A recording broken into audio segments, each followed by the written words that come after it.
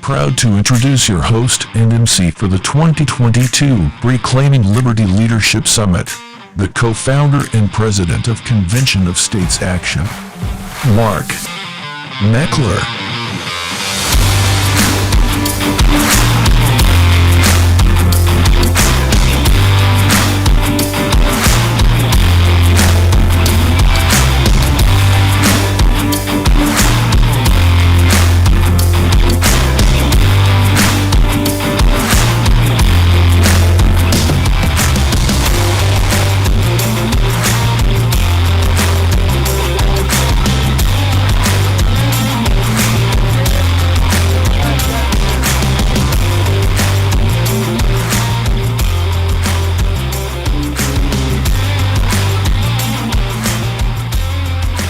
Man, I am so excited to be here.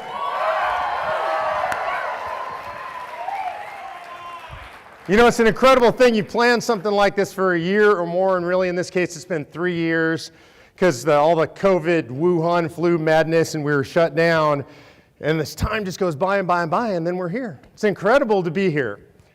Okay, this to me is a pinnacle experience, and I want to tell you why. But I think before we do it, we ought to set the tone. And the tone is, as an organization, one of the things that we understand is we understand and we are deeply rooted in and completely committed to something that some people would think is unpopular in the United States of America today, and that is we fundamentally, absolutely, unequivocally believe in our Judeo-Christian history and founding.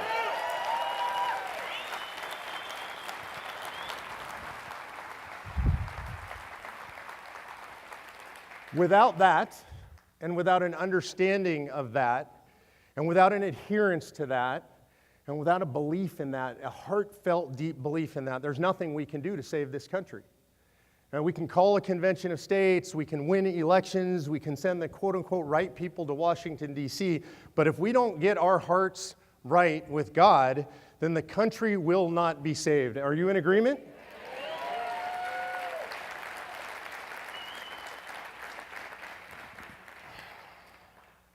So let's get right with God, and let's start the right way.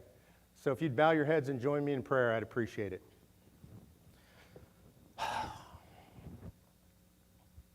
Lord Almighty, Heavenly Father, the creator of this world, the creator of the universe, the creator of all mankind, the creator of man and woman.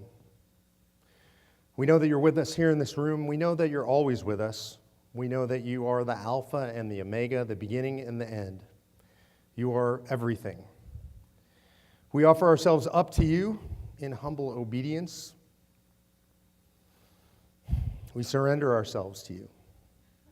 We know that without you, we are nothing. We thank you, Lord, for the country that you've given us, for the incredible history, the unparalleled history of liberty and freedom, because God, you and you alone created man and woman and gave us free will.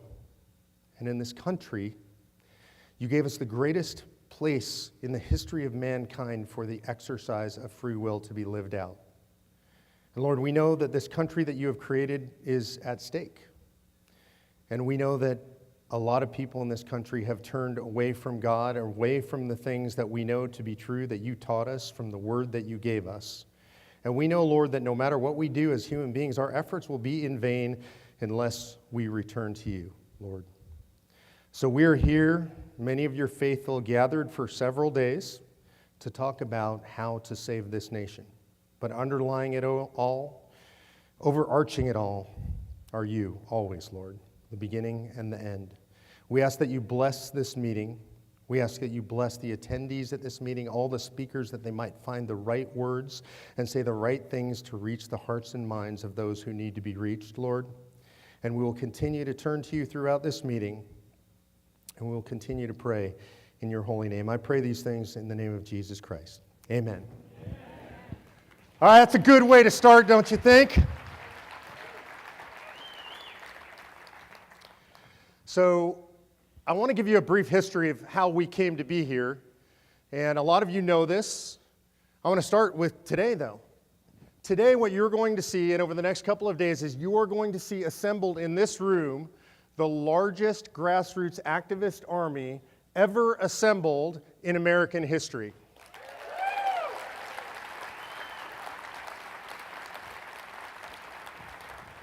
And I want you to understand what I mean when I say a grassroots activist army. This is really important. It's because it's not just you in the room. As you know, there are thousands and tens of thousands and hundreds of thousands and ultimately millions of supporters of Convention of States all across the country. If you haven't already done this with your teams back home, you ought to text them, you ought to tell them they should be joining us, because we'd like them on the live stream. If you're watching on the live stream, thank you for being here. You guys are just as important as the people who are in the room. We appreciate you, and God bless you for being online with us.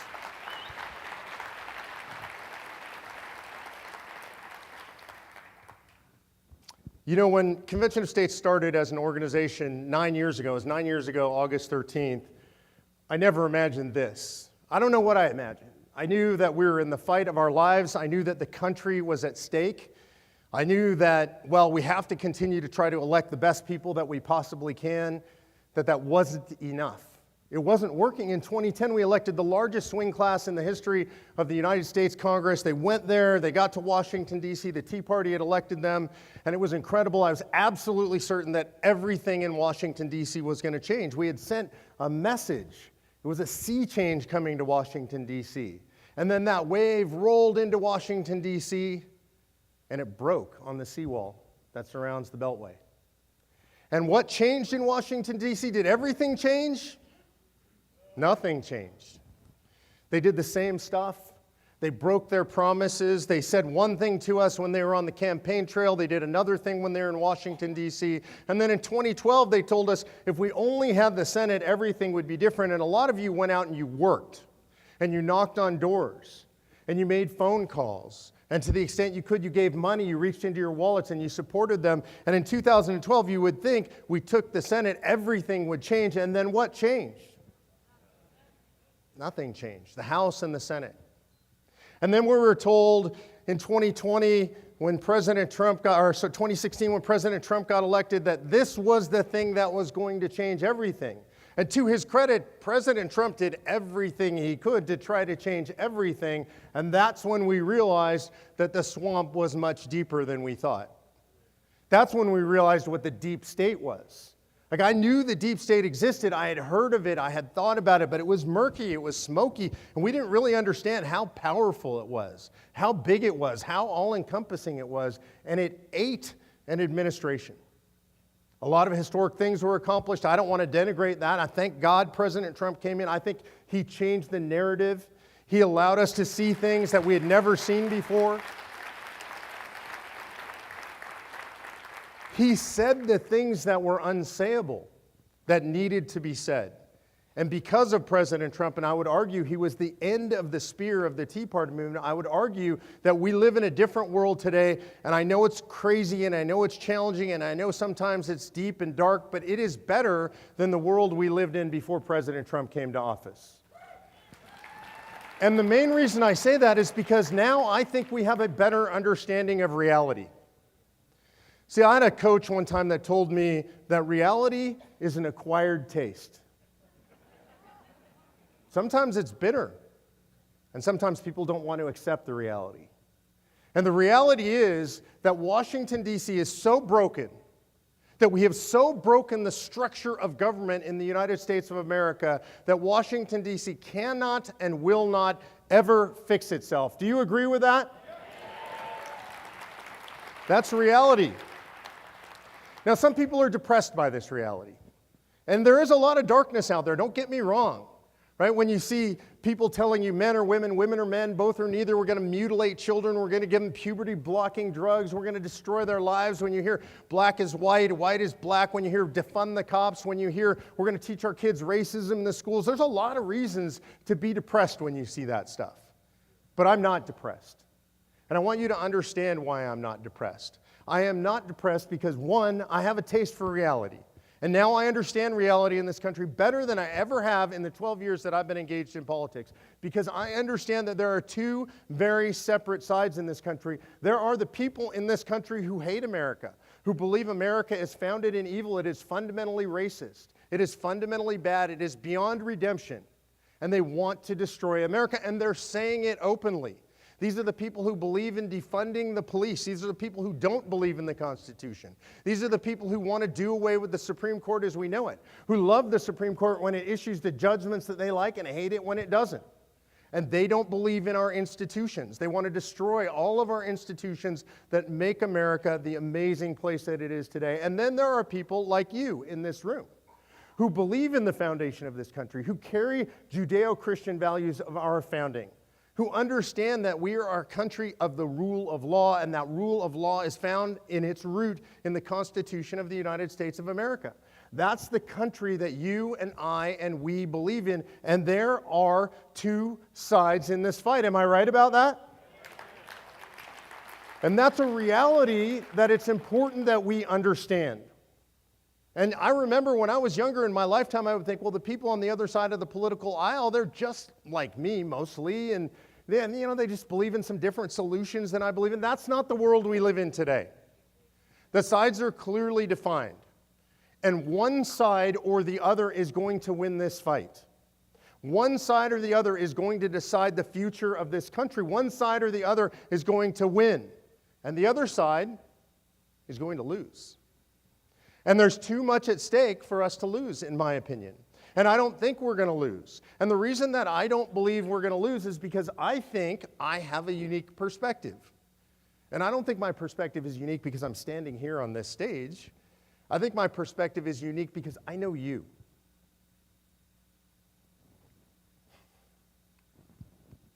I spend a lot of time on the road.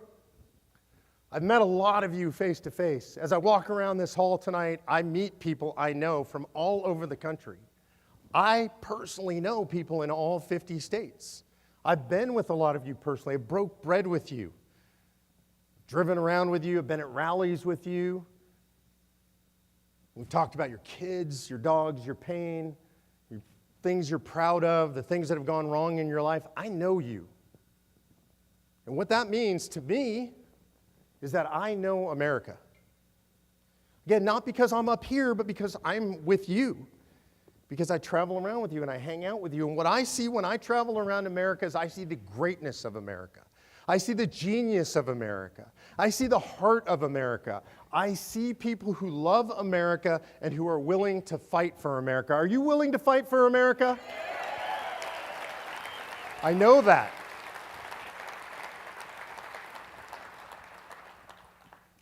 When I walk into a room like this, sometimes I'm overwhelmed. I'm overwhelmed with gratitude because I can't believe that this has happened. I'm overwhelmed with gratitude because I walk in the room and people come up to me and they thank me and, I get all the accolades for what I do, but I'm not doing the hard work. What I do, this is the easy part, honestly. Me and Patty have a joke. You guys know my wife, Patty. The joke in the family is everybody else does the hard work and I'm the dancing chicken. Right, you send Mark out, you throw him on stage, throw out a little chicken feed, he'll do whatever the little dance you want him to do, and then he'll go home. And that's a joke, but it's actually the reality. Because the reality is when I leave, when I go on to the next state or back home with the kids and my wife and the dogs, anybody like the dogs, Winston and Levi? I had to get a plug in for the Great Danes there. When I go back and do that, you guys stay behind and you do the hard work. You pick up the phone on Telepatriot and you make the phone calls. You have Andrew Barkman fly into your state and you walk and you knock on doors. And you work for candidates. And you work for causes. And you go to the legislature. And sometimes I meet you in the legislature in South Dakota at 7 in the morning when you've driven 6 hours across the state in the freezing cold and 100 people show up. South Dakota, right? Am I right? That's the hard work. That's what this country is built on. Back in the founding, it wasn't enough to take out your cell phone and tweet a couple things that offended you and send some social media messages to your friend and feel good about yourself, and that's how you build a nation. The men and the women in the founding era, they came out. They armed themselves up. They gave of their crops and their money, those who didn't fight. Some picked up their muskets. These were men who actually were not soldiers by training.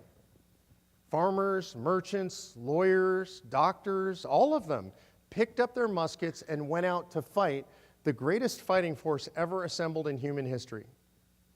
In the beginning of this movement, I used to go around and I would tell people, look, we're not asking that much out of you. We're not asking you to do that much. The founders, they put their lives on the line. All we're asking of you is, make some calls to a legislator, do that. It's not that risky comparatively. The times have changed, my friends.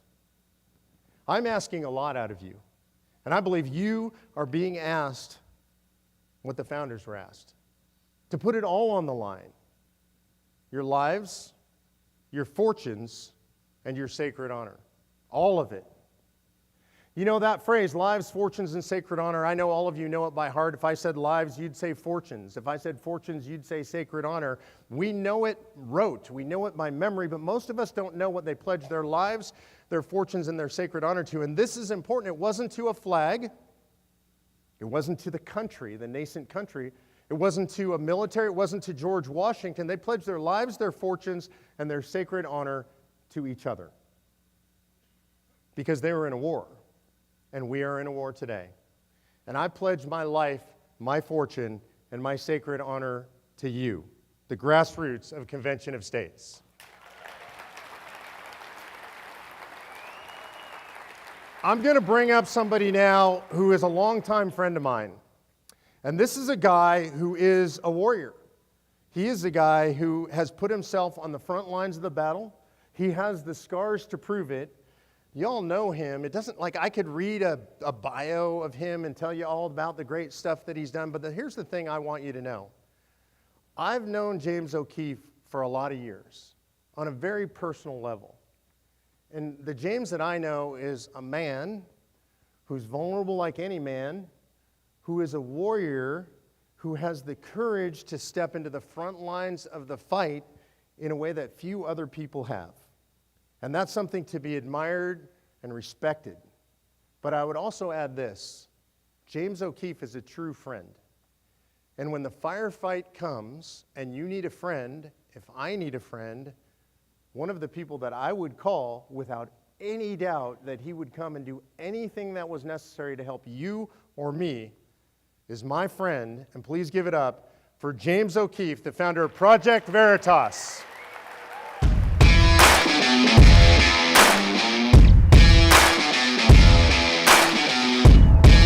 Go get him.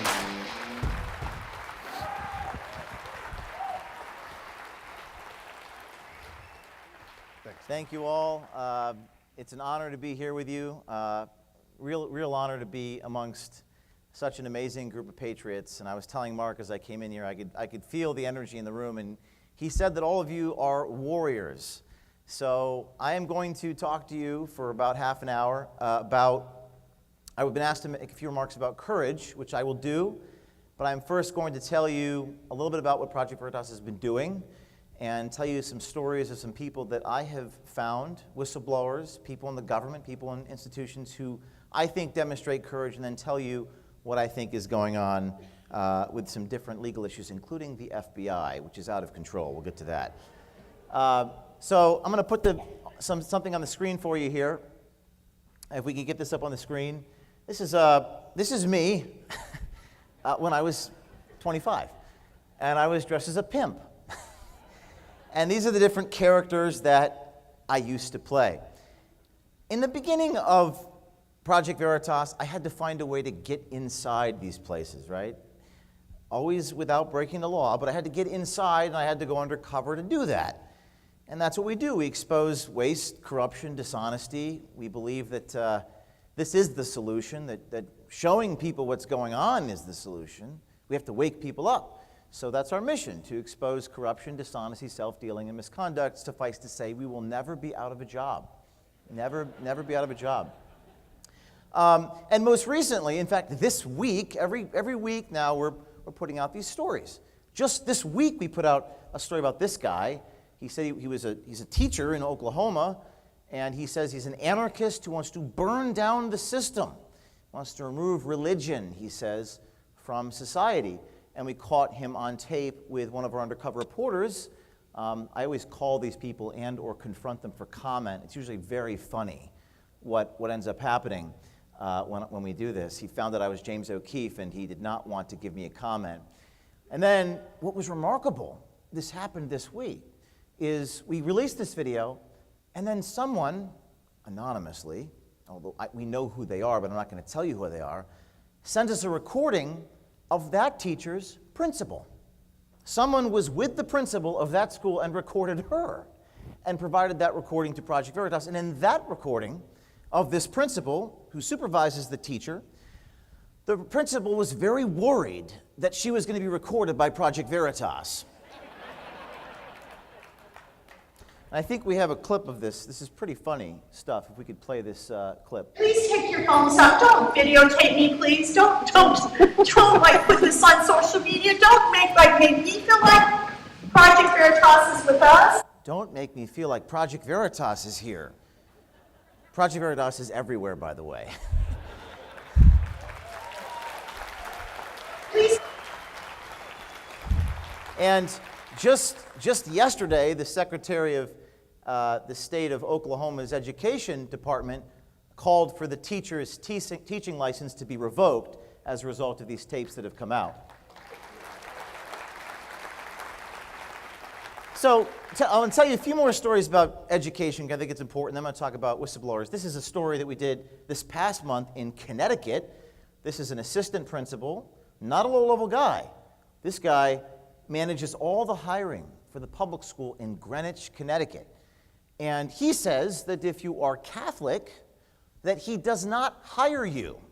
That's against the law. He was caught on this videotape saying this. If you were raised on court, so you can explain what you could change the license. So you find out someone is Catholic, then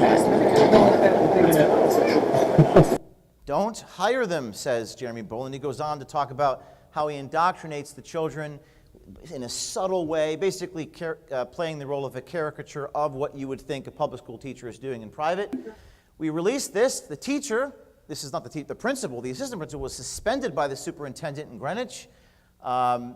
It became quite a big story in Connecticut.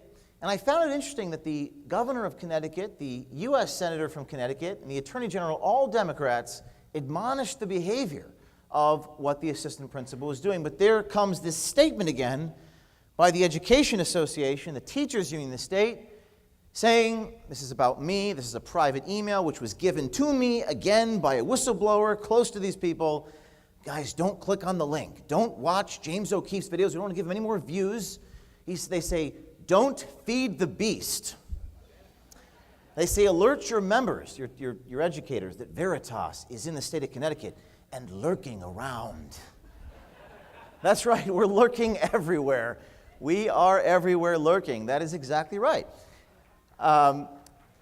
What's interesting also is they say it's time to double down on caution. You know, it really is becoming clear to me that this is not just a fight for journalism and the First Amendment. It's sort of a fight for light versus darkness. They want to shut down conversation. They don't want anyone to know anything that's happening, and I want to increase conversation. I want them to talk. They want me to stop talking. I want them to talk. And they don't want to be caught on video talking. There was a press conference. There was major mainstream media came. All the local TV stations came there in the state of Connecticut. And the Attorney General of Connecticut actually called me a, quote, vigilante journalist. I don't know what that means, vigilante. Does that just mean journalist? I mean, all journalism is the vigilante kind, particularly if you're a credentialed journalist at the New York Times and you just report what you're spoon-fed by your sources in the government tell you to report. That's what journalism is supposed to do. And tonight, And we have all these tapes. Which make sure we work with the governor of Connecticut, the Attorney General. We like to confront these people. I always give them a chance to comment, and sometimes when we confront them, because Veritas is the tip of the spear, and it's important for all of you to be the tip of the spear, it is sometimes remarkable what happens when you confront him. This is the principal in Greenwich, Connecticut. I am asking for comment in a restaurant. Is it ethical to discriminate against people due to their religion? This violates Connecticut law. It needs to stop right now. Statute. I'm sorry? This needs to stop. Why does it need to stop? Because I'm telling you it needs to stop.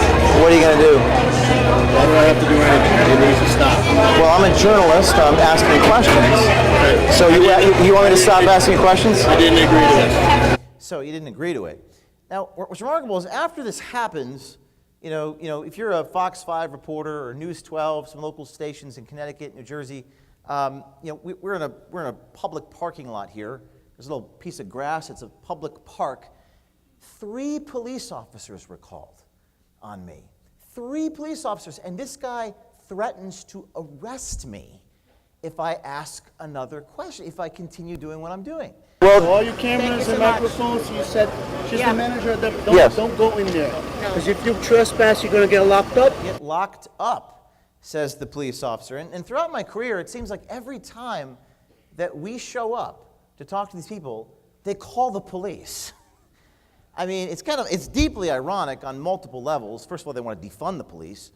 But second of all, we're journalists asking questions. So we've done all these stories, and I think that one of the things I've learned about these stories is they do tend to bring people together. They do tend to form consensus. We should not be discriminating against people due to their religion.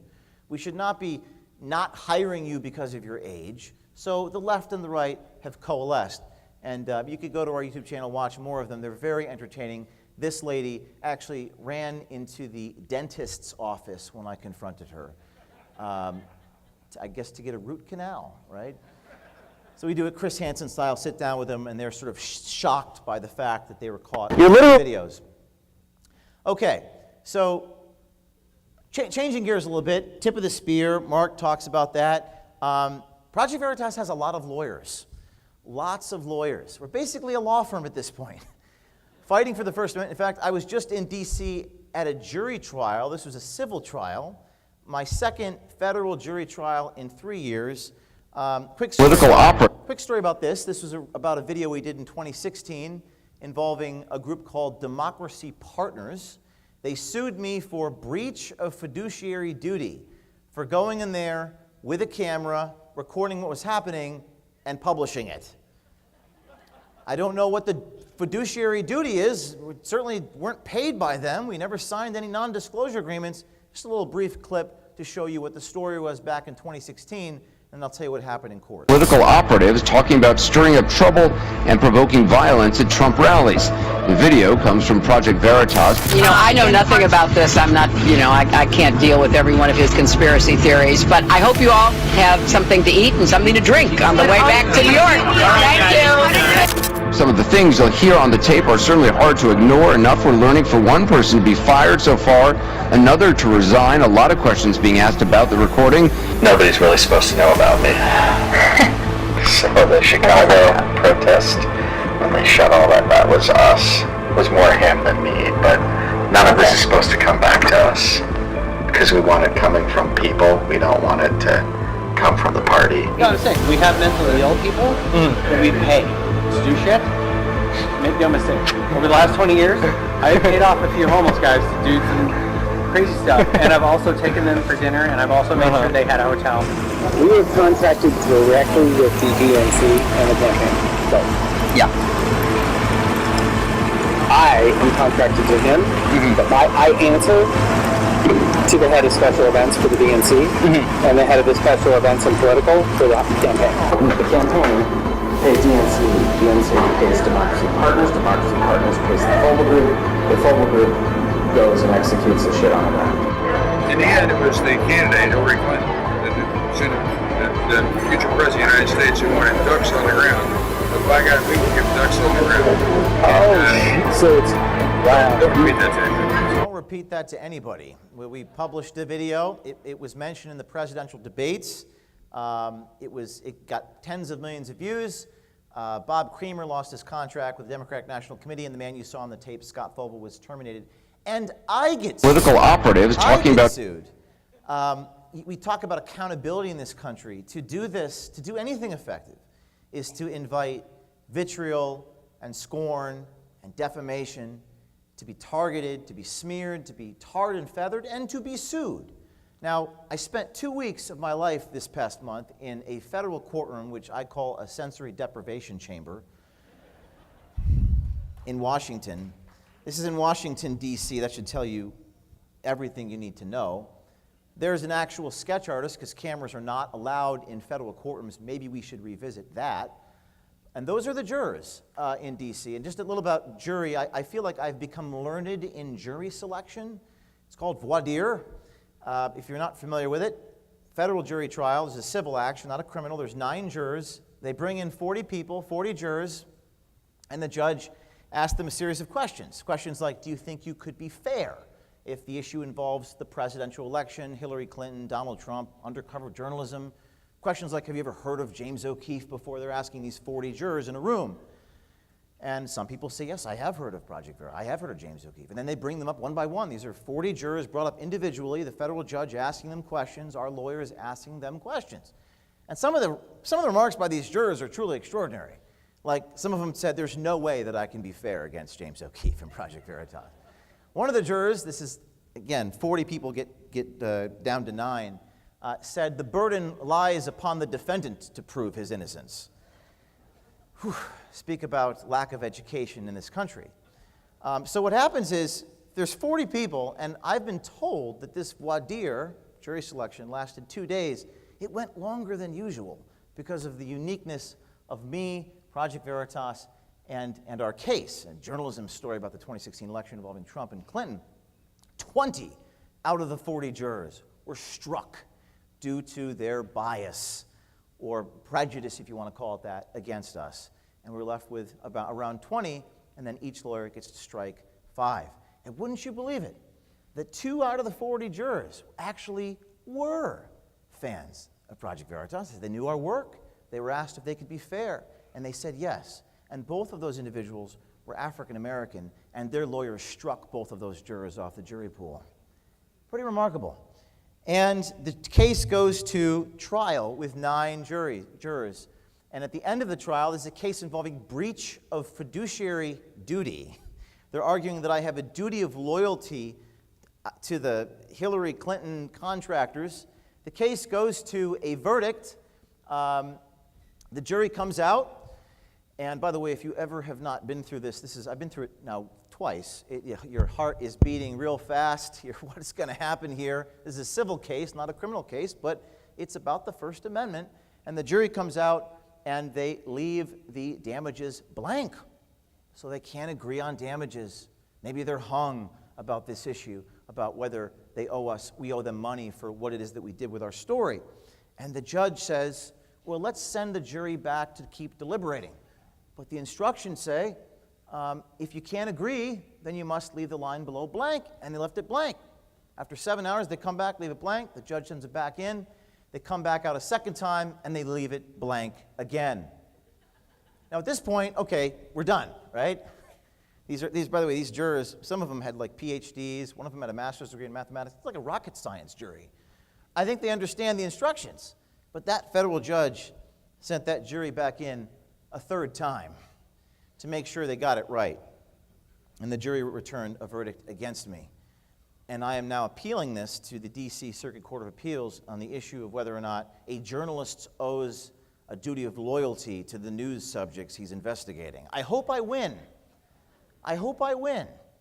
Investigative journalism hasn't really happened in the last few decades, not since ABC's Diane Sawyer did Primetime Live in the early 90s.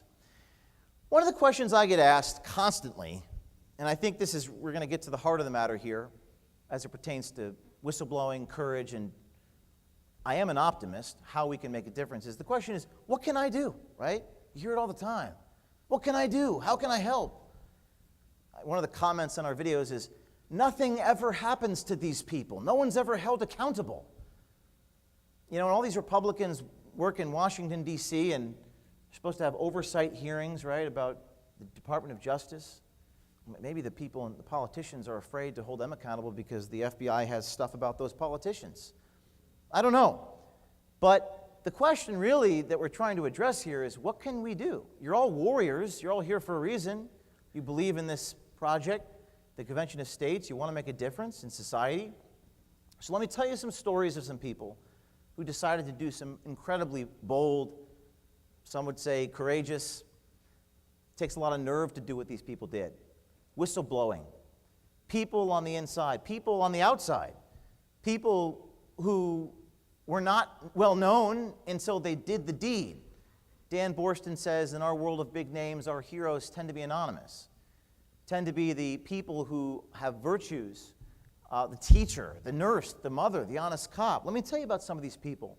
It started about 3 years ago with a woman inside Facebook, an insider who told me that I found what the company Facebook is doing is appalling, and I felt the people have a right to know what's going out, and I have to sacrifice my comfort. That woman published documents showing Facebook was censoring people like Steven Crowder and lying about it. And there were some congressional letters sent, but that started something. It's almost like people, in order to do the thing, have to watch somebody else do it. In the beginning of a charge, the patriot is a scarce sort of entity.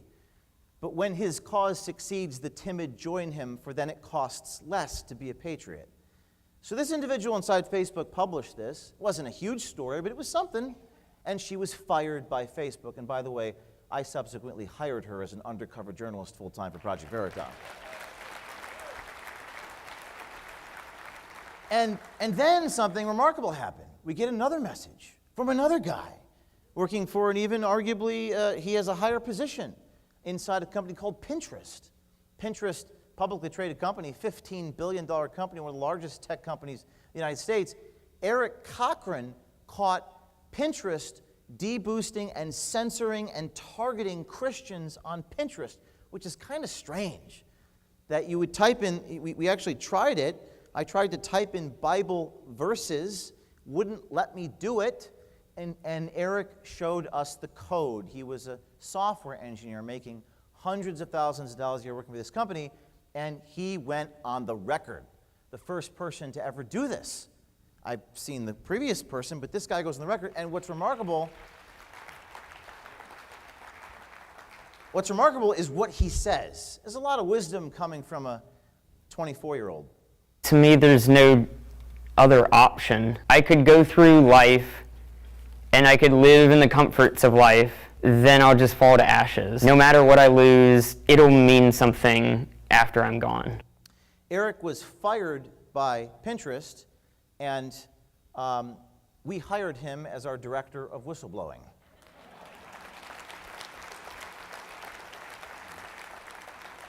Eric directly inspired another guy inside, this time Google.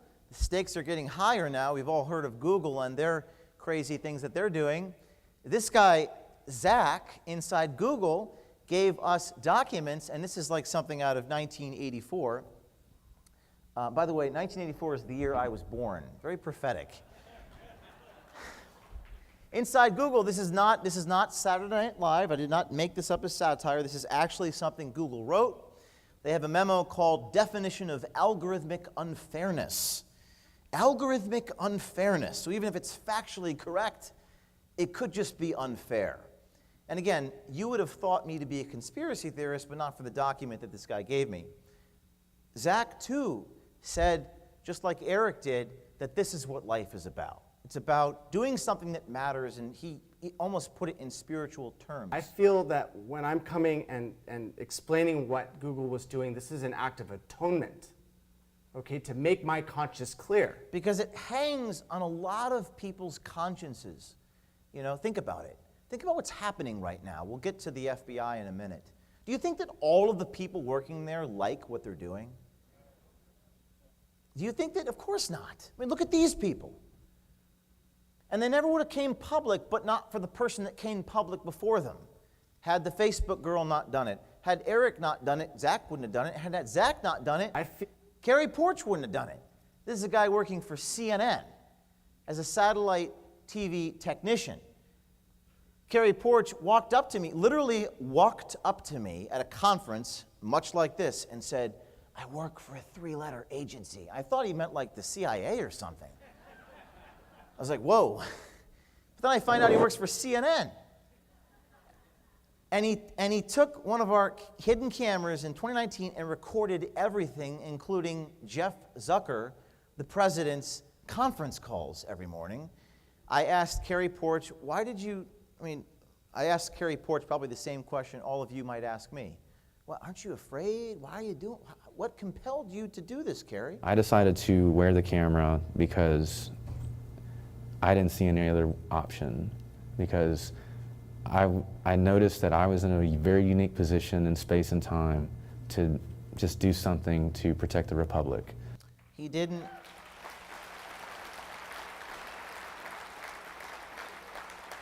Notice the language there. He didn't see any other option.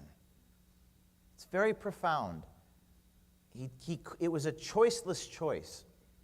People think that we choose this. Maybe Kerry was called to do it. Maybe I'm called to do this. Maybe you're called to do something, whatever it is that you're doing. Kerry was called to do it. And he even recorded not bad guys. He recorded a guy that was actually a good guy at CNN. This guy named Patrick Davis. Patrick Davis was criticizing his network. Kerry felt horrible for reporting on this, but he felt he had no choice. And I ended up hiring Patrick Davis as my executive producer at Project Veritas. And then there was this guy, a postal worker. Fast forward to 2020. You all heard about what's going on in our elections. People talk a big game about all the potential fraud and all the circumstantial evidence, but we never actually see any smoking gun evidence. Along comes a postal worker who told me on the record while he was running his route, I was recording him on Skype while he was delivering the mail, and he said he overheard people doing things they shouldn't be doing.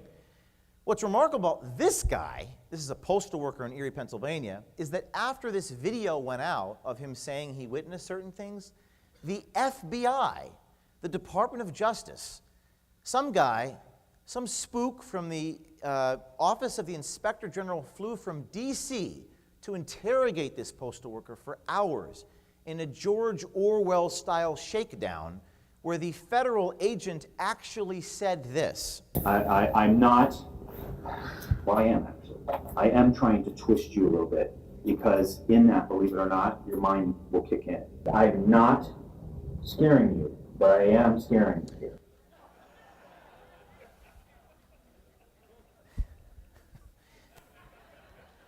The federal agent was trying to coerce the witness. This is a 3-hour-long meeting. Thank God the postal worker recorded it on his iPhone, recorded the federal agent trying to coerce the... And none of this would be happening had not the first person done the thing inside Facebook. So we've been trying to find this Russell Strasser. I want to do a Mike Wallace on. I realize Mike Wallace is dead. Remember before I was born, when they used to go confront people in the boardrooms with the microphones and confront the power? Remember we used to do that? They don't do that anymore. What they do now is hand deliver you on a platter what the powers that be want you to know. They give you the sanctioned information. This is unsanctioned information. And that's what we need in this country. We need to give people the unsanctioned information. Now, what's remarkable about this guy, combat veteran Marine, said this to me about his experience dealing with the federal government trying to coerce him. Yeah, I've got a daughter. My daughter's 4, so she doesn't know anything about this. She doesn't understand this. But I'm hoping that someday she's proud of me for what I'm doing. I'll tell y'all, I'd rather be out back in Afghanistan getting shot at by Afghans, honest to God, than, having to be in this kind of position. I'd rather be getting shot at overseas than publish information in the United States that the public has a right to know. Think about that. Marine. I'm not a veteran of the armed services. I can't possibly fathom what that's like for him to make a statement like that. And to have our own United States government coercing a witness like that. Maybe it's safe to say that we have crossed the Rubicon, right? And it's terrifying. And sometimes it's damn fun. This is a woman in Texas, worked for Fox 26, not Fox News Channel. This is a local TV station. She didn't like the bias, so she got creative. She was inspired by all the people I just showed you, and on the air, she blew the whistle. Fox 26 reporter Ivory Hecker is live in Montgomery County to take a look at that aspect. Thanks, guys. That's right. Before we get to that story, I want to let you, the viewers, know that Fox Corp has been muzzling me to keep certain information from you, the viewers. And from what I'm gathering, I am not the only reporter being subjected to this. I am going to be releasing some recordings about what goes on behind the scenes at Fox because it applies to you, the viewers. I found a nonprofit journalism group called Project Veritas. It's going to help put that out tomorrow, so tune into them. But as for this heat wave across Texas, you can see what it's doing to AC units.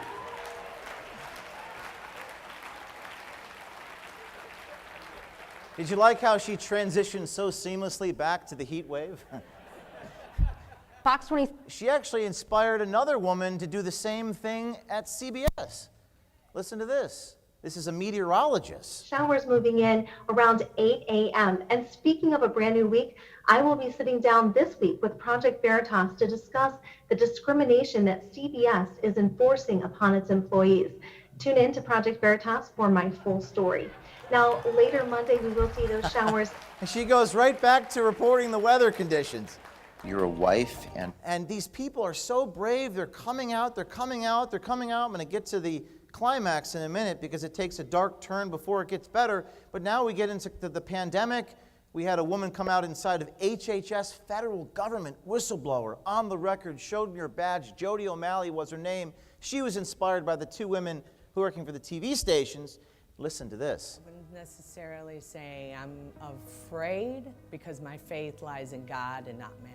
This is evil at the highest level. You have the FDA, you have the CDC that are both supposed to be protecting us. Are you afraid they're going to retaliate against you? Yeah. I'm a federal employee. What other federal employees do you see coming out? Pretty remarkable human beings out there. And there's many, many more. I would even say to you right now, there are people like her working inside the agencies drafting an email to Project Veritas, Veritas tips approach, and wondering if they should send it, right? They're teetering on whether or not they should do the right thing and lose their pension because they got kids in school and a mortgage, etc. But there are people out there. This is probably one of my favorite. This is the funniest story, I think. This is Pfizer Pharmaceutical Company. We haven't pissed off Google, Facebook, CNN. Now we're going to piss off Pfizer. And this is Pfizer, and this is an email given to us from a whistleblower working for Pfizer that says the senior director, this is the number 3 or 4 position in the company, is lying to their customers about the ingredients in their product. From the perspective of corporate affairs, we want to avoid having the information on the fetal cell lines floating out there. So it's a story about lying. So we decide to find this woman. Vanessa Gelman is her name. She's some executive at Pfizer, and do the whole Mike Wallace 60 Minutes thingy that the people used to do. So we find this woman right as she's about to go for a jog outside her house. This woman runs faster than she has ever ran away from us. Watch this. Are you Vanessa? Vanessa Gelman, I'm a reporter with Project Veritas. Miss, why did you send emails telling Pfizer employees not to report that you guys were using fetal cell lining, miss? What else are you hiding from the public? Miss, what else are you hiding from the public? The public needs to know. Why are they running?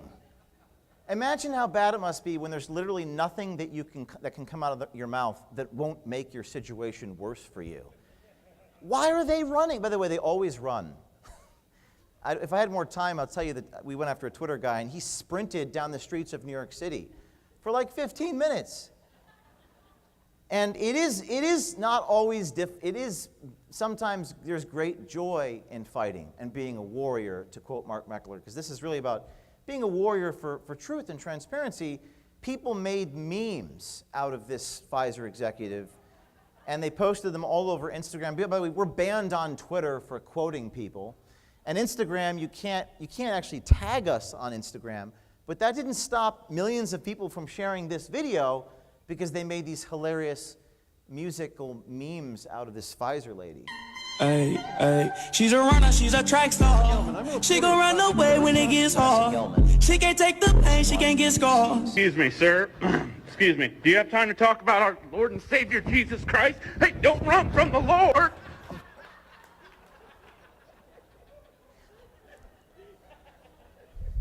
They probably hate being ridiculed like that. Ridicule is man's most potent weapon, to quote Saul Alinsky. On a serious note, Tom Fitton at Judicial Watch called me up after this video came out. This video comes out on Pfizer, and then we're having a good time. We're eating popcorn, watching the memes come in, and then on a serious note, we get a letter. Tom forwards to me FOIA request, one of his FOIA requests. The FBI has completed its search of records responsive to, this is Judicial Watch's FOIA request, and the information is located in an investigative file about communications regarding Project Veritas between the FBI and Pfizer. What is the FBI doing talking to Pfizer about journalists?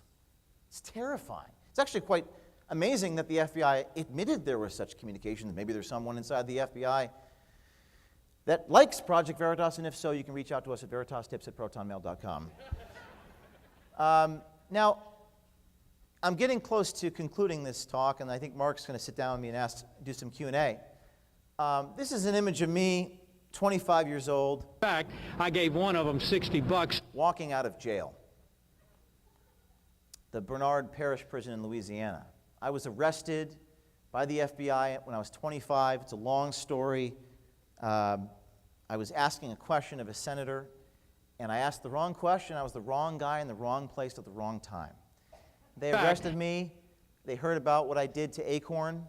They heard about our Acorn investigation, and they put me in federal prison. I eventually pled guilty to a Class B misdemeanor. I was given 3.5 years of probation, supervised probation. I couldn't travel, and it was terrifying. But I didn't really fully understand what I was up against until most recently. By the way, this is the CEO of Pfizer, and he made some comments about groups like Project Veritas. Last year, I got a knock on my door at 6 a.m. by 10 federal agents. And by the way, all those stories I just showed you, those were happening just in the weeks prior to this. And I heard a knock on the door, right? A very loud knock. As loud as you can possibly imagine. And it was 6 a.m. on a Saturday in November in New York State. Very dark outside. And I ran to the door. My first thought was there's got to be federal agents, because they had raided my former colleagues 2 days prior. And I opened the door, and there were 10 agents with flashlights in my eyes, with, just like in the movies, you know, with the jackets and the vests and the guns. They threw me against the wall and put me in handcuffs. And in that span of about 30 seconds, when that happened, it's kind of funny. The first thing I thought when I went to the door is, I hope they don't break my door down. I'm afraid they're going to ruin the locks on my door, because I had quite a security system. So I had to make sure I opened the door before they rammed it down. I realized just how historic of an event that was, because yes, now I feel like I laugh with my general counsel. I say, now they're raiding everybody. I was raided by the FBI before it was cool. Raiding priests and mothers and all types of innocent, innocuous people. But this time they did it to a journalist. And as this is happening to me, I'm thinking, well, this is something to do with the diary. You know, Joe Biden's daughter had a document that was sent to us. We're well within our First Amendment rights to receive information, later alleged to be stolen. We didn't think it was stolen, but even if it was, we had a right to receive a document. Hell, the New York Times does that every single day. They published Trump's tax returns. Those were certainly stolen. They didn't even publish the document. They published people familiar with the matter talking about it. So as I'm being in handcuffs, not wearing clothes, being targeted, and I mean, this is violence. This is a violent act by the state. I am realizing that we have now crossed a Rubicon that is so significant, because if you think about it, what possible remedy does my government have to give me after they've taken my reporter's notebooks, which contains some anonymous sources inside the government, which is the First Amendment's designed to uphold. There is no amount of money that they can give me to make me whole after crossing that Rubicon. And I'm realizing, oh my God, I can't believe this is happening. And then your mind starts to drift into what I would call a state of paralysis and fear. And I consider myself a relatively fearless person, but I'd be lying to you if I said that I wasn't afraid, especially in that moment. The first thing I thought, are they trying to put child porn on my phone? Are they trying to put drugs in my underwear drawer? And you might think, well, they would never do such a thing. But they're raiding a journalist's home. So what aren't they willing to do? Another thing that struck me about these federal agents that were in my home at 6 a.m. on a Saturday, there was 10 of them or so, is that a few of them looked like they didn't like what they were doing. A few of them looked like they didn't like what they're doing, and I thought, well, maybe they're just federal agents and they're pretending, right? They're pretending to be friendly. But I could just see it in their eyes. That instinct that I had was later confirmed. Because some months later, a whistleblower would come to Project Veritas inside the FBI.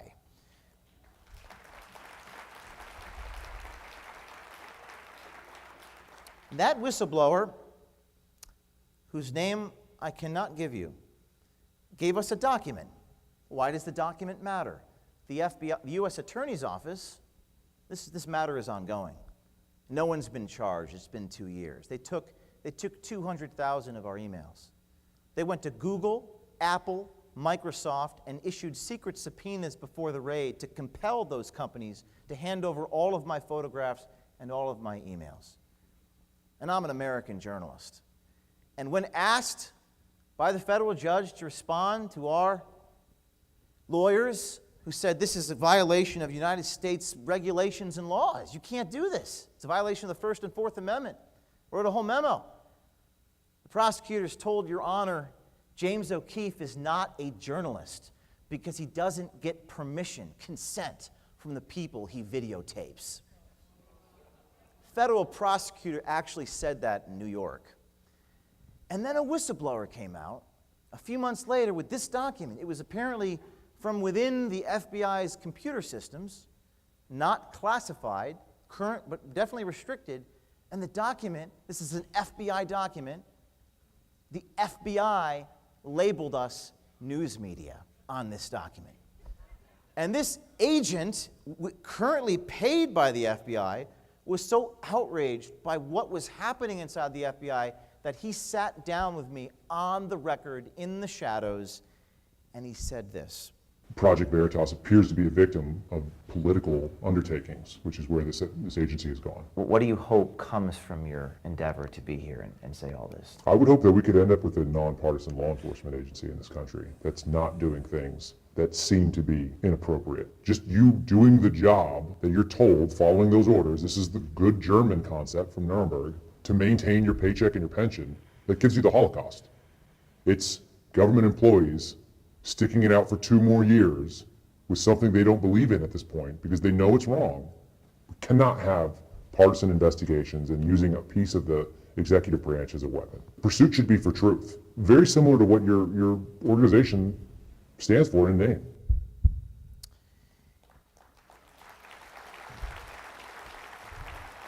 I call upon people like this to come forward. I call upon people to follow their conscience. There were definitely moments in my life where I wouldn't say that I thought about giving up because I never quite would put it that way. But something Mark said introducing me here really struck me, which is he said the founders said they would give up their lives, their fortunes to sacred honor. And I learned something. I didn't know that they pledged that to each other. And I thought that was very profound, and here's why. Because I can say that as a leader or as a warrior, whenever you're the tip of the spear, it is very lonely. It can feel very isolating. No matter how many people thank you or come up and donate or tell you keep going, it just feels lonely. It just does. Because you're doing something that other people most human beings don't do what those people did. I would draw an analogy. It's like being, Daniel Ellsberg said, it's like you're an astronaut, in outer space, and you have a lifeline, and you cut it off and float away. You're just in another world. You're in another place. And it can be very lonely, but when I was in my darkest days, it certainly wasn't recently, it was in the beginning of my career when I was arrested by the FBI, handcuffed the first time. there was no Project Veritas, and there was no donors, and there weren't all of you.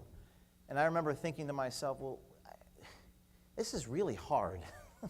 This is really terrifying and difficult.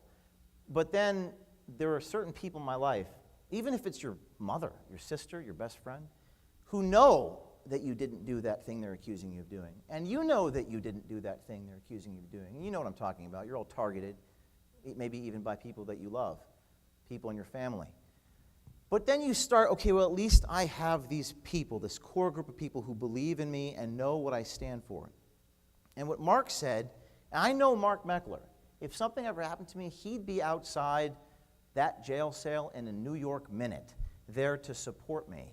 And I know that all of you would be there to support people like this if they needed you. And that's what this is about. This is about, I mean, I look out at you and I see a room filled with patriotic people who understand what's going on. You have the right discernment and you have the will to fight. But most importantly, the most important thing of all, something I did not have in the beginning of my journey when I spent 3 years of my life basically confined with nobody. You guys have each other. And you have me, and I have you. And that's the most important thing. So never give up. Keep fighting, and stay tuned, because Project Veritas has people everywhere.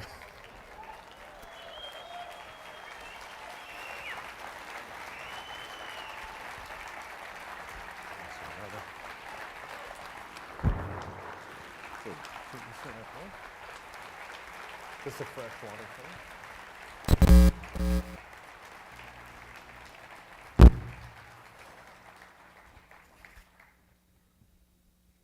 Give us a moment. They're going to move the podium out of the way so you can see our beautiful faces. It's a matter of opinion, I'm just saying. Okay, here's a quick poll question. By applause, there are 2 dogs in the Meckler household whom you know. And so I told them I would ask this question, of course. So we have the old faithful Levi, my 8.5-year-old, 145-pound Great Dane, who is constantly, actively, aggressively sleeping behind me. And then we have now, you probably haven't seen this yet, but we have a almost 7-month-old puppy who has now just broken the 100-pound mark. That's Winston. Okay, so the family favorite, we have to ask the question, if it's Levi, applaud now.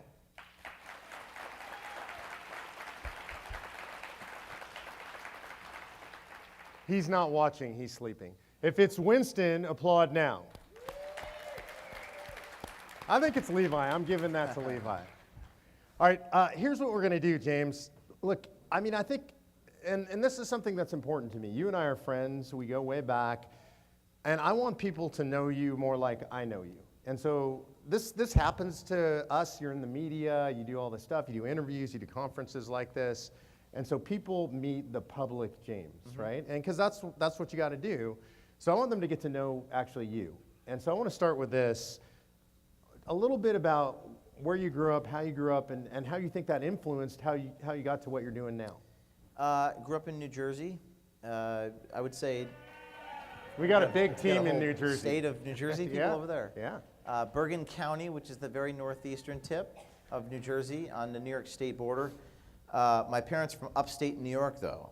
So they're from Buffalo and Rochester, respectively. So there you go. Good New York I team saw a with us, Bills too. fan here today with the Bills hat, Buffalo Bills.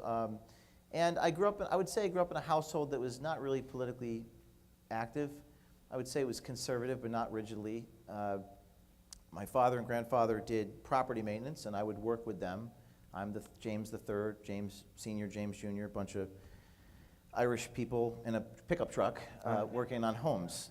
And I'm I did married that. to a McGillen, so I'm partial to that. I like that. Well, there you go. My mom's McCaffey and my dad's O'Keefe, so it doesn't get much more. That's good. I like that. I spent most of my upbringing doing manual labor with my father and grandfather, and then I would say I read Animal Farm when I was in 9th grade. That was the first time I ever had that kind of instinct about justice. Right. And then when I went to college, Rutgers State University, New Jersey. Had your parents gone to college? Were you first to go to My college? parents went to State University of New York. Okay. And my dad's an engineer, my mom's a physical therapist. And when I went to college, I was surrounded by political correctness, run amok, which this is in 2003, 2004. YouTube did not yet exist. Facebook was just getting started. And my professors were basically telling me how great the Soviet Union was.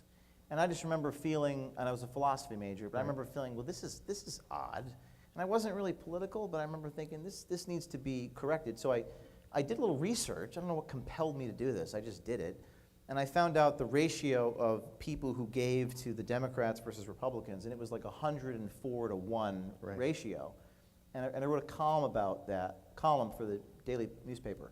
And I started writing a column. So that was how things got started. Okay. So siblings? Sister, she's an architect. Okay, older, younger? She's 3 years younger than me. 3 years younger, okay. Has your family, I mean, I know they have, I assume they have, how are they affected by what you do? Because I think a lot of people don't realize this. When you're in the public eye, and especially when you're doing controversial stuff, you get attacked in the media, you get thrown in jail. It has an effect on you on the front line, but there's some real serious stuff that happens to a family that's really hard. I'm very fortunate to have very good parents. You always think that when you're growing up that your parents are weird, but then in my case I realized, well, these are really good people and very well balanced people. My dad is a very driven guy who never gives up, and my mom's a very sensible, balanced person who kind of taught me, for lack of a better way of putting it, like about justice and the importance of fairness. But I think it was very tough in 2010 when I was arrested. That was a horrible, kind of a nightmare thing, because I was on pretrial release.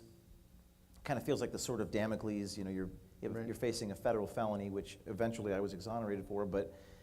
And I spent 3-4 months living at home, and they felt it. When I was on federal. Can I back up for a second? So, and I've lived through some of this too, so I want to parallel the experience. When you got arrested, that was news.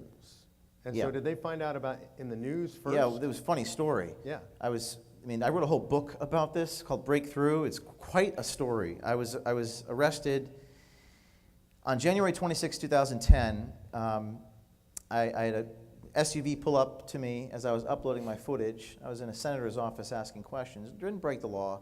And they detained me, handcuffed me, put me in shackles on my legs, my hands. They put a leather belt around me, put me in a Timothy McVeigh orange jumpsuit, and then processed me and put me in a prison cell. Right. And then a parish prison, a jail cell. And then they give you that one phone call, right? Well, if you think about it, what phone numbers do you actually have memorized? You don't have your lawyer's Almost number nothing, memorized. right? You don't have your iPhone or your wallet. They take that away from you, and they take your belt away from you. So the only phone number I had memorized was my landline to my parents' house. And I think it was like, 11 o'clock at night. There's no chance. They picked up the phone. And I said, Mom, Dad, something has happened. And I'm in a federal prison holding cell. Right. And they're like, I've been arrested by the FBI. And my dad's first words were, oh, dear God, James. And he's like, and I said, listen, I actually think I said the words, I didn't do it. I didn't do whatever they're going to say I did. Right. Because it's a sensory deprivation chamber. You have no idea what's going on outside the world, Yeah, I've been there. As you have. And it was really terrifying. They put me in a cage, and they had this public defender present me with this crime that I did not commit, and it was a 10-year prison sentence for, he said, you are being charged with a felony that carries 10 years in prison. I'm sitting, I can't move. I'm chained to a chair. It's like, it feels like you're living in a dystopian, and at that moment in my life, at 25 years old, I thought my life was over. I said, there's no way, I never thought I'd be sitting here, like with all of you. I thought my life was completely over, like that was it. There's no way to escape to Houdini this. Right. I'm literally shackled in a chair. So I called my dad, and but my parents always sort of understood, and they always were there for me as I went through that. How is it today for them? You get attacked in the media incessantly. How do they deal with that? I mean, have they gotten used to that now? I think a lot of us have gotten used to that now.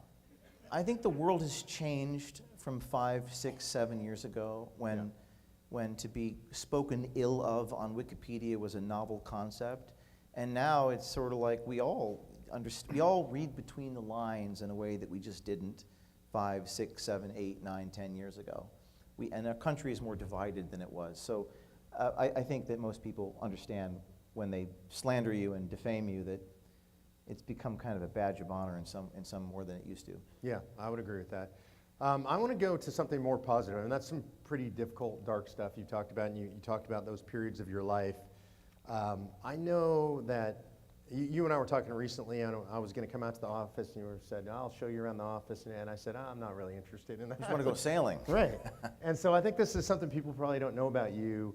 You live a very intense life. There's a lot of pressure. You're doing a lot of press. You're being attacked. You're constantly being litigated against, threatened, home raided. There's something that you do when you want to shut off your mind and just chill. Can you talk a little bit about that? Sailing, Yeah. which you and I have to go. Yes. I canceled on the sailing because I was working, but which is normal for you, by the way. But the good time to go sailing is whenever you feel it. Yeah. So I have a sailboat, and sailing for me is it's very therapeutic because when I'm sailing, I can't think about anything but sailing. It's some people like ride a motorcycle. They say it's your zen. Yeah. So for me, it's a very athletic, mental. It's physics. It's sort of aerodynamics. It's relaxing. There's no engine, so you're kind of one with the world. And this past summer, I sailed my boat all the way up to Maine from New York. It was quite by something. yourself? I have friends come for different, and one of the joys of sailing is, which I hope to do with you, is show people sailing who've never been sailing. Yeah. Yeah, I've never really done it, and so but to me, it's just fascinating that you do that because your mode of existence is high pressure, high speed. Yeah. And sailing is chill, like it's very low. Like, I mean, I know there's a lot of stuff going on, but it's a relaxing endeavor. It's not as relaxing as you might think. Okay. I've never done it, so this is good. It's Do we have any sailors out there, by the way?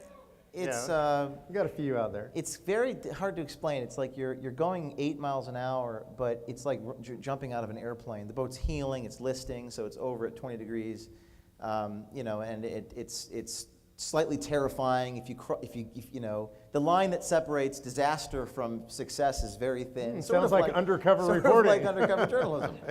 Yeah. So, but it's fun, and it requires a lot of self-reliance, and you're in your own world. There's no traffic lanes. There's no people. You're just sort of out there. So that But I think part of my challenge is that as you're an entrepreneur. You're a leader. Right. And running an organization is probably the most stressful thing because I think that the outside forces will never defeat us. Right. It's actually the division inside that can defeat an organization or any cause. Right. And as long as you have a strong organization with people who believe in the same values and are all going in the right direction, you can't really lose as long as you don't stop. So, we're getting to the end here of the evening. One last question for you, and feel free to wander on this. So Project Veritas is how old now? 2010. Okay, so we're 12 years in. What do the next 12 years look like if you project out? Well, I think Project Veritas will be a more significant and more important news organization than the New York Times in a few years.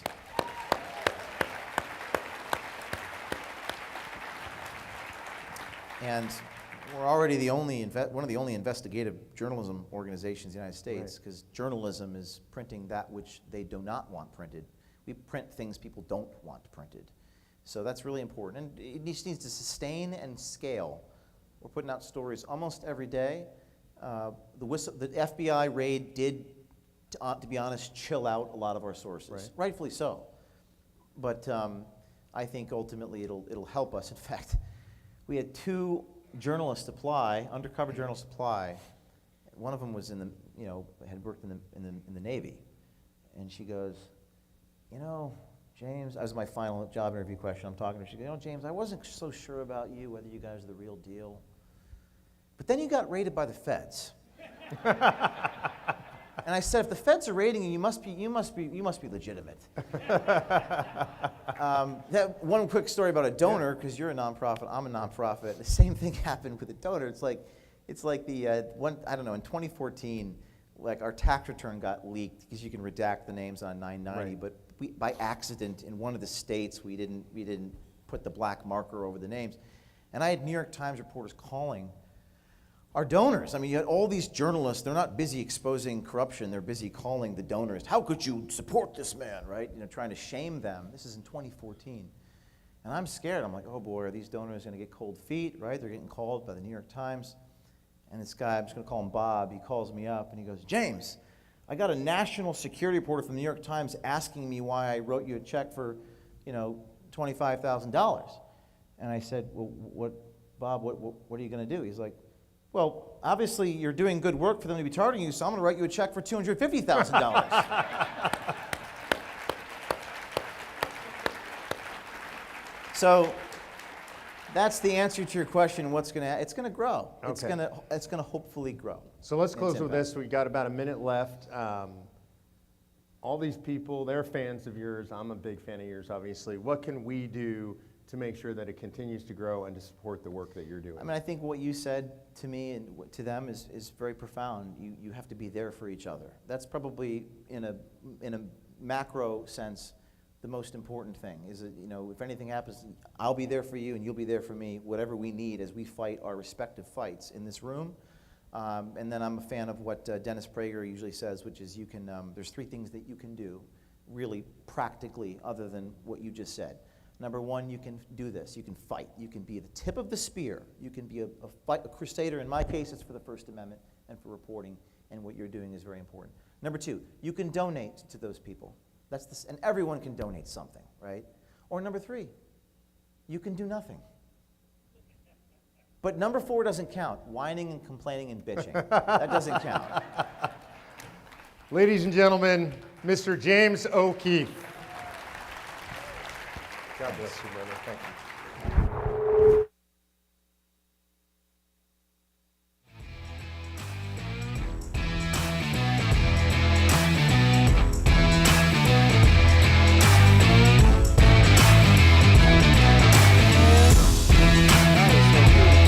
Yes, Eric. My brother. Can I get a picture? There we go. With friends like James O'Keefe, we don't have to be worried, do we? Powerful allies. Okay, here's what we're going to do. We're going to close out the night. I got a couple of housekeeping things I need to tell you. Tomorrow morning, registration 7 to noon for anybody who hasn't registered yet. Make sure, by the way, again, that you talk to your teams back home, text with them, call them after the event tonight. Let them know that this is going on, the largest gathering of grassroots leaders in the history of the United States of America, and they need to be part of it online. If you're having any problems, any issues, see anybody in our team. You'll see people walking around with staff badges. Our interns are out there. They can help you. You can talk to Carol Aldridge, Mike Ruthenberg if you've got anything serious going on. Those guys are helping to run the event. Lucy Vanderlaan. Just look for our staff. They're here to help you and to love on you. Breakfast is 7 to 8:15. It'll be right outside this room. Continental breakfast. The plenary session will start right in here at 8:30. This is an important one. Again, going back to where we started, if you'd like to start your morning in prayer, we have a quiet space for prayer. That's in Signature 1, which is over on this side of the ballroom.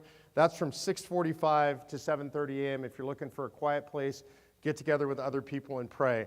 I want to close kind of where we started, and that is this. The country hangs in the balance. That's not being dramatic. That's just where we are. That's the reality of the time in which we live. And what an incredible time to be alive. You could be alive at a time where it doesn't really matter. You could be alive at a time when everything's prosperous and nothing seems like it's going wrong, and you could just have your house in the suburbs and the white picket fence and the 2 Great Danes in the yard. I have a bias there. But you live in a time when it actually matters a lot what you do. What you do matters. It makes a difference. We don't know which act is the most important act. We don't know which group of people is going to be the group of people to make the difference. I do know that you were born at this moment for a reason. I do know for sure that God put you on this earth to do something special. Because He put everybody on this earth to do something special. He had a plan for you when He made you, when He knit you together, and when He put you on this earth. And you were born, and you live in a time when this incredible experiment in liberty is at stake. The founders knew this time would come. They understood human nature. They understood it from the beginning of the country. They knew it all the way back to the Old Testament. They studied the Hebrews, they studied the Israelites, they understood the forms of government, they studied all forms of government that had ever existed on the earth, they understood the history of republics, and they knew that all republics ended up in the ash bin of history. And yet they founded a country that they believed would outlast them all. And the most amazing thing is, it has outlasted them all. The largest or longest living constitution in the history of the world is our Constitution.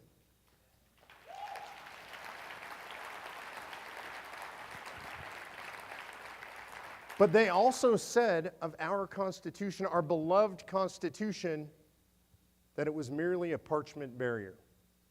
It wasn't meant to denigrate what they had done. They understood the importance of the work that they had done, but it meant to tell us the truth about that document, to put us in reality, which is that it's only a piece of paper with ink on it.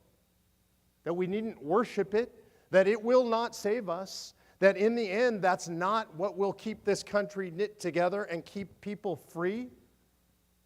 They understood that it was us. That we would be the flesh and blood, the bone and sinew of that Constitution. That without us, again, it was just a parchment barrier. And so today, we arrive in the moment. And the moment is the federal government has exceeded every bounds of the Constitution ever placed upon them. The original powers granted to the federal government, limited, enumerated. The powers to the states, unenumerated, unlimited. Everything else to the people and the states. And today, that power pyramid is completely inverted. The federal government has the vast majority of the power. Instead of just a few enumerated powers, they have millions of unenumerated powers, expanded by the federal courts year after year, decade after decade. And the founders knew it would happen.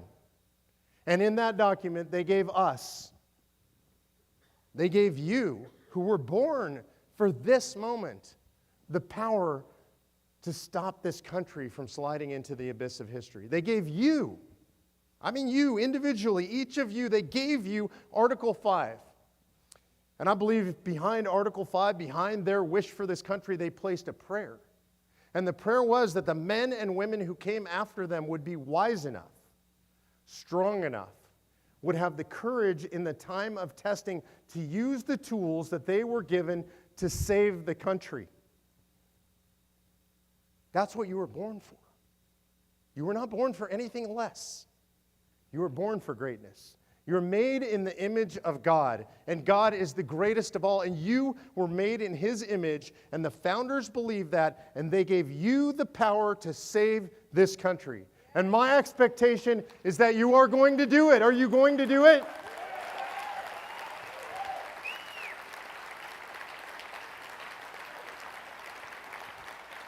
So this is the start of a few days of training, of inspiration, of motivation, and I think this is really important, of relationship building. See, because James talked about it, I talk about it all the time, I know you guys talk about it. What makes this organization strong, the thing that makes it fundamentally different from anything else you've ever seen is the relationships that you build among each other. When I travel around the country, the thing that inspires me the most is not when you pass in your state. It's not when I go into the legislature and there are 500 people in the legislature. It's not how articulate you are when you testify. All of those things are true, and I've seen all of those things. That's not the thing that impresses me the most. That's not the thing that inspires me the most. The thing that impresses me the most is how much you love each other. It's an extraordinary thing. It shouldn't be, but it's an extraordinary thing to love your fellow human being. We love our kids, we love our parents, we love our families, but when you can turn to somebody at the table next to you and you know that person loves me and I love them, and when the fight comes and the firefight happens and the bombs are flying, I will put my arms around that person in the foxhole and I will bring them with me. And if they go down, I will carry them out. And that's the kind of a feeling that permeates this family. I'm going to close with this because this is important. I'm scared right now, to be honest with you. I'm nervous for the future of our country and for this organization. And I want you to know why. Look, you can look around this room and say we're having incredible success. The organization is growing. The people are here. The donors are coming and supporting us. We're getting the publicity and the PR. But the truth is we're also under assault. And the bigger you grow and the faster you grow, the more dangerous it is. We have a lot of people in this room that are entrepreneurs that have built big businesses, and they'll tell you when things start growing fast, when things get heady, when you're having a lot of success, that's dangerous.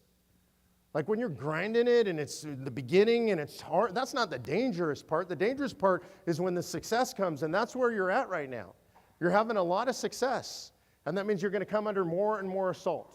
And people are going to look for you to make mistakes, and people are going to look for you to do things wrong, and people are going to report on that, and people are going to attack, and people are going to say things that are untrue, and you're at risk. I don't want to soft pedal this. You are at risk. And so we have to be together. We have to wrap our arms around each other. We have to love each other. We have to support each other, and we have to be a family, and I know we are. We brought in this guy to do consulting from outside, and after he talked to 66 of the employees inside of Convention Estates. He's talked to a lot of activists. He followed us around online. He came back to me, and this is what he said. I'm scared to help you.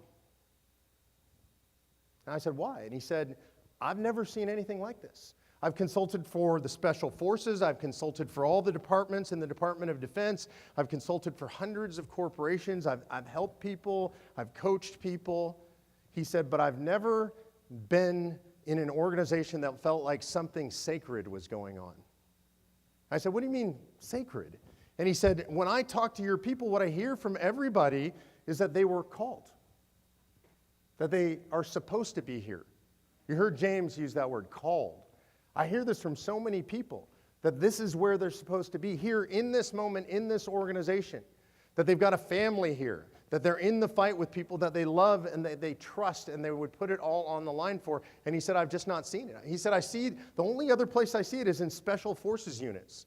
I see that kind of bond. And he said, and I don't understand how you do this in a national virtual organization. You don't have an office, you're not together. He said, I've never seen anything like it, and it makes me nervous, and I don't want to break it. And so I just want you to know that he saw what I see in you. A guy who came in from the outside who knew nothing about this, he saw it. And here's what he told me. He said that based on what I see inside the organization at the national level, outside in the grassroots, I expect that this organization is going to double very rapidly. It's a good start, right? And then he said, and I expect it to double again and double again. I expect 8x growth out of you guys in the next several years. He goes, I don't know whether that's 3 or 4 or 5 years, but I think you're headed for 8x growth. And he said, I haven't predicted that very often before, but you are poised for that. And then he said this, you should be terrified. I said I wasn't before I hired you. He said, because you can grow yourself to death and you need to be very careful. And so what I'm going to tell you guys is I am depending on the grace of God and the strength of the grassroots, because that's all this organization is built on. I love you guys. I appreciate you guys. I'm going to stick around. I'll hang out with you guys as long as you want, and we'll see you tomorrow morning bright and early. God bless you.